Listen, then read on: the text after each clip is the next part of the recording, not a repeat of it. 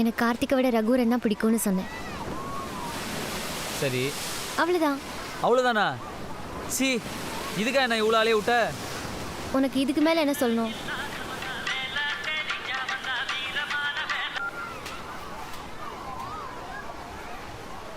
எதுக்கு மூஞ்சி எப்படி வச்சுக்கிற? மூஞ்சியே அப்படிதான். சரி, இது பாரு.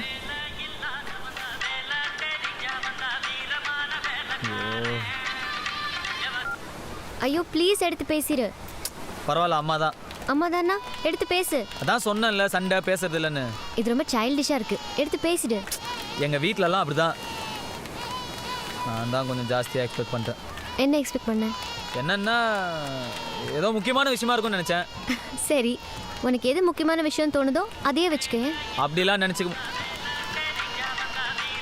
நீ தயவு செஞ்சு உங்கள் அம்மா கிட்ட பேசு. நான் அப்புறம் சொல்கிறேன்.